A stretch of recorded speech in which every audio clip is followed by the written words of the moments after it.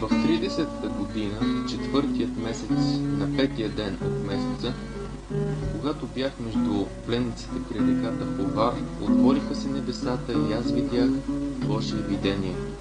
На петия ден от месеца в тая година, която бе петата от пленяването на цар Йоакина, Господното слово дойде нарочно към свещеника Езекила, син на Бузия, в халдейската земя при реката Хувар, и там Господната ръка биде върху него. Видях и ето вихрушка идеше от север, голям облак и пламна огън и около него сияние. И отсред него се виждаше нещо наглед като светъл метал от средата на огъня. Отсред него се виждаше и подобие на 4 живи същества, и това беше изгледът им. Те имаха човешко подобие. Всяко от тях имаше 4 крила, всяко имаше и 4 лица. Нозете им бяха прави нозе, и стъпалото на нозете им беше подобно на стъпало на терешка нога, и изпущаха искри от повърхността на лъскава мед. И имаха човешки ръце под крилата си и 4 си страни, и на 4 лицата и крилата им бяха така. Крилата им се съединяваха едно с друго, не се обръщаха като вървяха, всяко вървеше направо пред себе си, а колкото за изгледа на лицата им, той беше като човешко лице, и 4 имаха лъвово лице от дясната страна, и 4 имаха волско лице от лявата, и 4 имаха орлово лице. И лицата и крилата им бяха обърнати нагоре.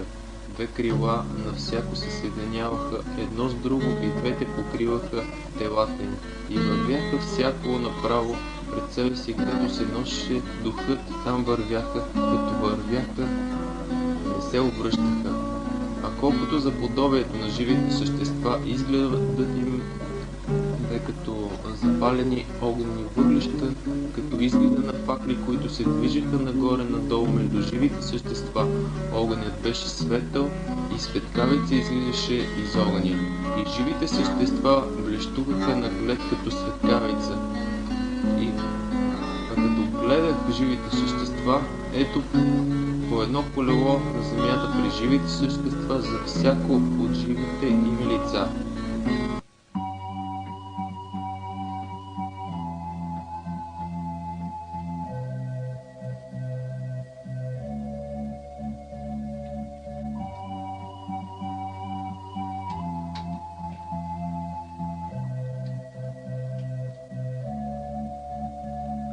Откровението от Исуса Христа, което му даде Бог, за да покаже на слугите си онова, което има да стане скоро.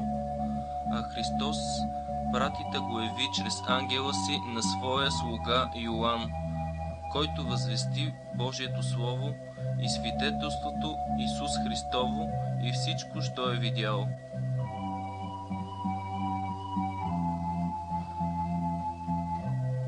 Блажен, който прочита, и ония, които слушат думите на това пророчество и пазят написаното в него, защото времето е близо.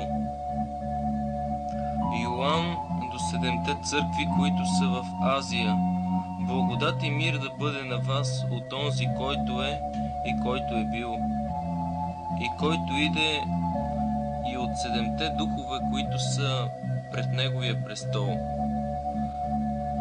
и от Исуса Христа, който е верният свидетел, първородният от мъртвите и началникът на земните царе, на този, който ни люби и ни е развързал от греховете ни чрез кръвта си, и който ни е направил царство от свещеници на своя Бог и Отец.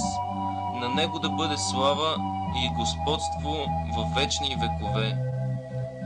Амин.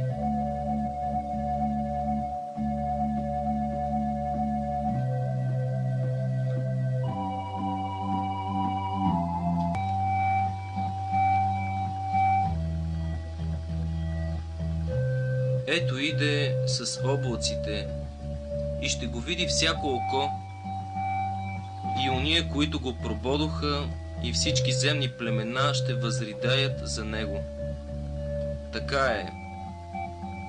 Амин. Аз съм Алфа и Омега, казва Господ Бог, който е бил и който иде, Всемогъщият.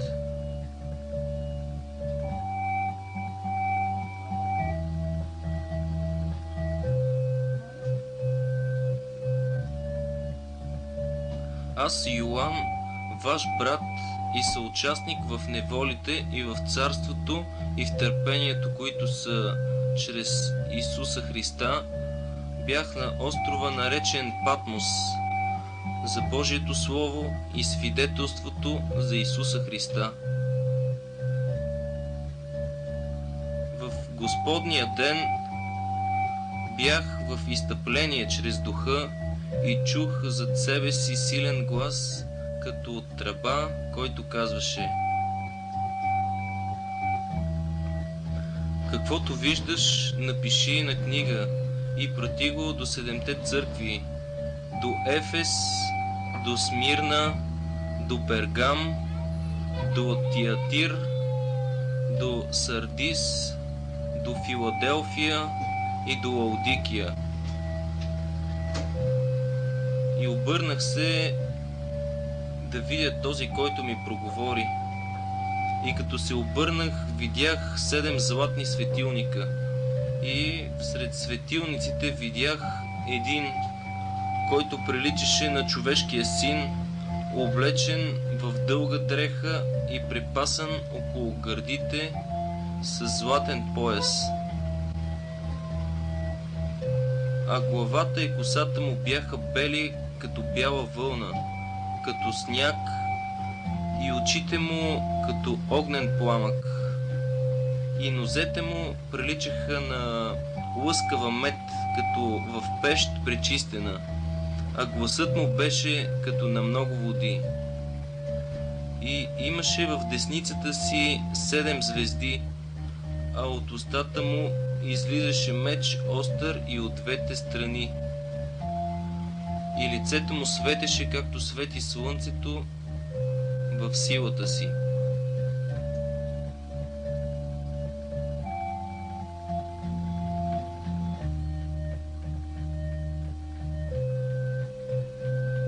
И когато го видях, паднах при нозете му, като мъртъв, а той тури десницата си върху мене и каза: не бой се, аз съм първият и последният и живият. Бях мъртъв и ето живея до вечни векове и имам ключовете за смъртта и ада. Напиши, проче, това, което си видял и що значи, и това, което има да стане подире. Тайната на 7-те звезди, които видя в десницата ми, и 7-те златни светилника. 7-те звезди са ангелите на 7-те църкви и 7-те светилника са 7-те църкви. След това видях и ето врата отворена на небето. И предишният глас, който бях чул да говори с мене като тръба, казваше: възлез тук и ще ти покажа това, което трябва да стане подире.